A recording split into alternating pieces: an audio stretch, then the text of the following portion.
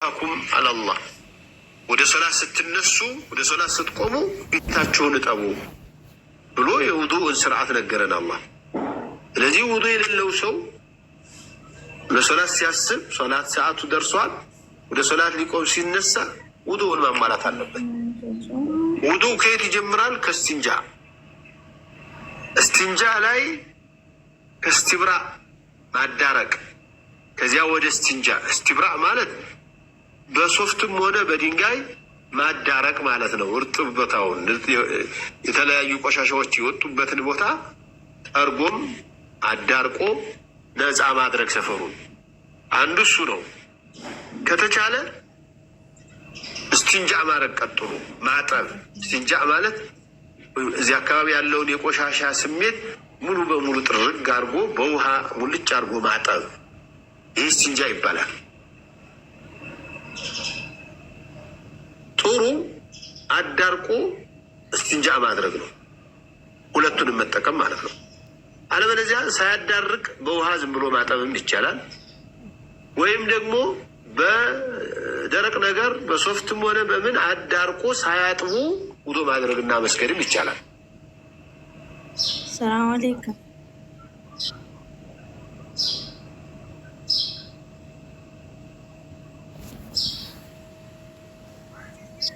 السلام عليكم. طيب نعم السلام عليكم. وعليكم السلام ورحمة الله وبركاته. أيوة. ጥያቄ አንድ ባለሚስት ነበሩ ባለሚስቶች ነበሩና ሰውየው ሚስቱን አልወደድኩሽም እና መፈታት ይፈልጋለሁ ማለት ነው። አልወደድኩሽም እና መፋታት ፈልጋለሁ አለ።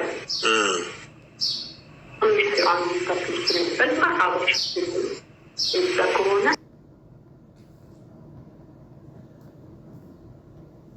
ችግር የለውም ማለት ነው።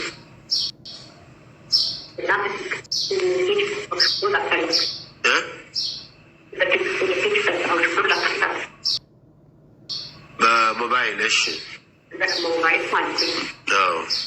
ከሰዎች መርሐባ ብላ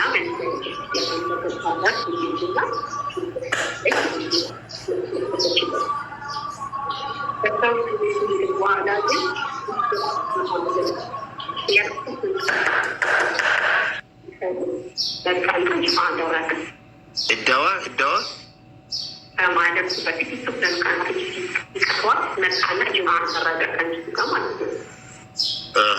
እሺ ደግሞ ሸሪዓውን ዲኑ ስለተሰጠው ይታይ ካታል ጅማዓ ተረጋጋ ማለት ነው እና ተቀበለች ዋልከለከችው ማለት ነው።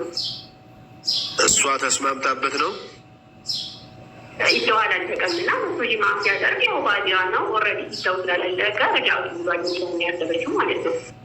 አዎ እሺ ከዛ በነገራችን ላይ እንደነገኝ ተውቃለ ወይ ብላ ጠየቀችው። ነው በሱ አልመለስኩሽም ማለት የዋልያል ያኮ ዳይታያት የነበረው ጅምዓ እኮ እያረጋአቱ ነው እና ካለምን ሸሪዓውን መጠየቅ ትችላለህ። ማውቀው መረጃ ንቃለና መረጃ መታችን ተውቃና ሀዲስ ማለት ነው።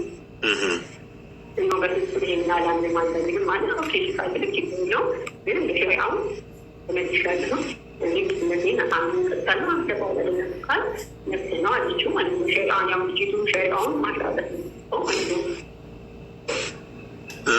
እሺ ጥያቄሽ? አዎ ጥያቄ ምንድነው? ከዛ በኋላ እሱ ልክ እንደበሳል ሰዎች እያወራ እሷን ሲያገኛት የመመለሳተለና ምንደ ቀረበው ማለት ነው።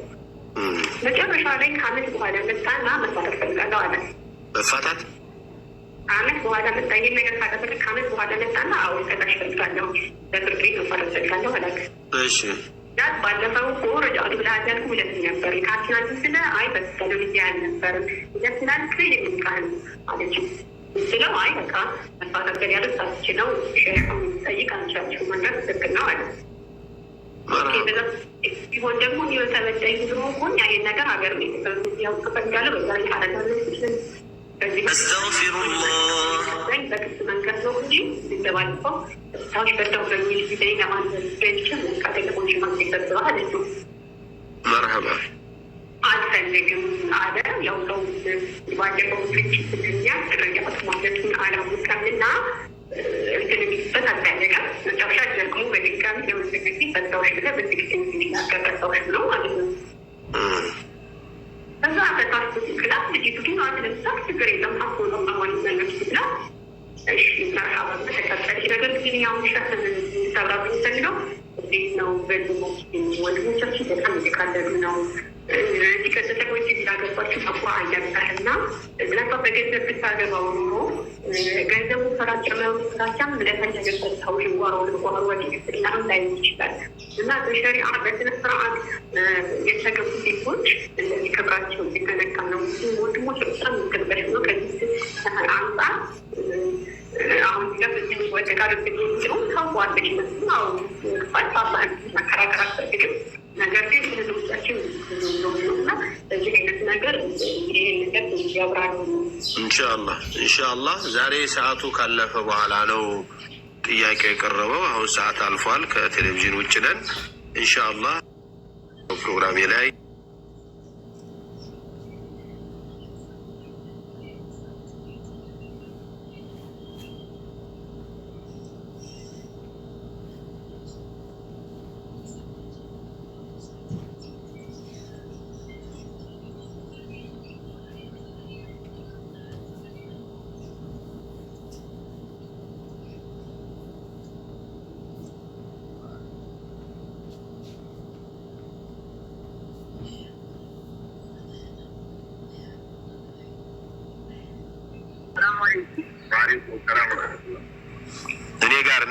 እኔ ጋር አውሪ እባክሽ። እሺ ከዚህ በፊት ወደ እንትን ሄጄ ነበር ወደ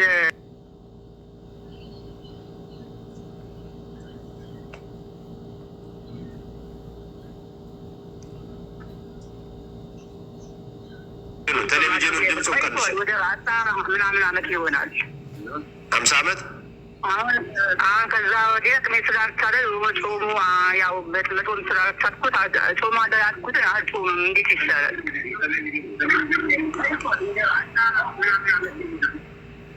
ቴሌቪዥኑን ዘጋ አድርጊውና ቴሌቪዥኑን ወደ ጅቡቲ ቴሌቪዥኑን ዘጋ አድርጊውና እኔን አዳምጪ እባክሽ። ቴሌቪዥኑን ዘጋ ሁልጊዜ ጾሙ አደራድኩት ነበር።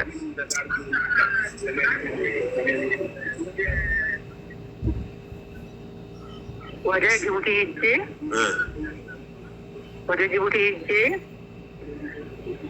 አሁን 10 ዓመት ሁኝ ነበር። 10 ምናምን ዓመት ሆኖ ነበር። ጾማለሁ በሰኞ ሀገሬ በጠና ካገባኝ ጾማለሁ ብዬ ነግቼ ነበር።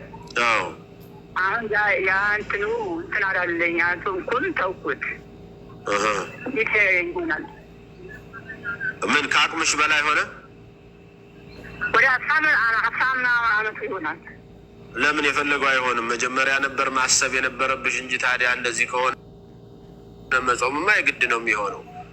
ዩፉነ ቢንኑዝር ይላል አላህ። በስለታቸው የሚሞሉ ነው የሚለው አላህ።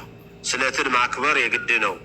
በአላህን ለመገዛት የተሳለ ሰው በመሐላው ይሙላ ብለዋል ነቢዩ ዓለይሂ ሰላቱ ወሰላም። አላህን ለመወንጀል የተሳለ ሰው ነው ማቆም የሚችለው። አንቺ መሳል ባይኖርብሽም ከተሳልሽ ግን እጾማለሁ እሰግዳለሁ ብለሽ ከተሳልሽ ግን መሙላቱ ግድ ነውና በመሳነፍ አያስፈልግም። ኢንሻአላህ። እሺ ሌላም ጥያቄ አለ።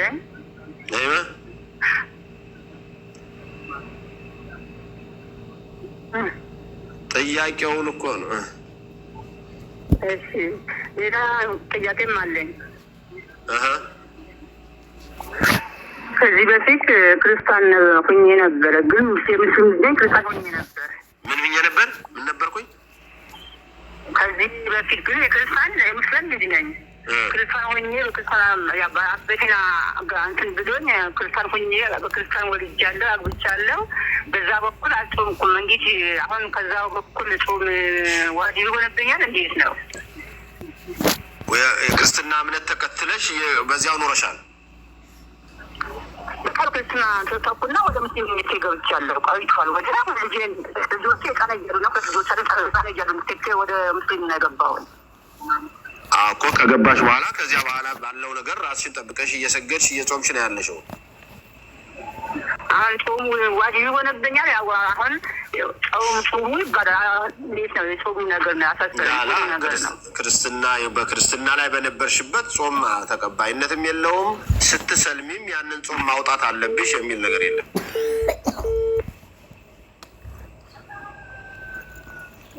ሰላም አለይኩም። ወአለይኩም ሰላም ወራህመቱላህ። አይዋ ስለኒካ ነበር ኡስታዝ። አይዋ ያው እኔ የምኖረው ያው እዚህ ሶቴ ነው። ኒካ አድርገን ነበር ከባለቤቴ ጋር እና እስካሁን ድረስ ኒካው ተደረገ እንጂ በአካል ምናምን እንደዚህ ተገናኝተን አናውቅም። አናውቅም አለ ከልጅቷ ጋር እና መሀል ላይ ያው በሆነ ነገር ተጣላን እና በንዴት ያው ኒካውን ሶስቱንም ኒካ ያው ፈታዎች ብዬ ተናገርኩ እና ያው ይሄ ነገር ያው በአካል ስላልተገናኘን እንዴት ነው የሚታየው? አሁን እሷም እኔም ለመታረቅ ፈልገን ነበር። አልፏል። ሶስቱን አልክ ደግሞ እሷ ያው በአካል ግን ተገናኝተናል ከልጅቱ ጋር እንደዚህ ያው ኒካው ተደረገ እንጂ ያው አልተገናኘንም እስካሁን ድረስ ማለት ነው። ኒካው ብቻ ነው እኮ የመመለሱን እድልም ዘግተሃል። ፍቹም ሶስቱን ነው የተፈታው። ስለዚህ ፈማለኩም ምን ዒደትን ተዕተዱነሃ ነው። እድሉ የለም፣ የመመለስ እድልም የለም። ይሄ ደግሞ ሶስቱን የሚለው ጋር ፍቺ የሚያጠቃልል ነው። የልጅቱ ኒካሲ እንትን የሆናት ወኪል ሆኖ ያሳሰራት የእናቷ እህት ባል ነበረ። ኒካውስ እዚህ ላይ የመጀመሪያው ኒካ ይሆናል ወይስ አይሆንም? የሴት ማለት ነው። እሱ ስህተት አለው። ከቤተሰቡ ክልና ከሌለው ስህተት አለው። ግን ስህተት ቢኖረውም ጋብቻ አይደለም ብላችሁ አላመናችሁም። እናንተ ጋብቻ ነው ብላችሁ ብዙ ቆይታችሁ ከዚያ በኋላ ነው የተፋታችሁት።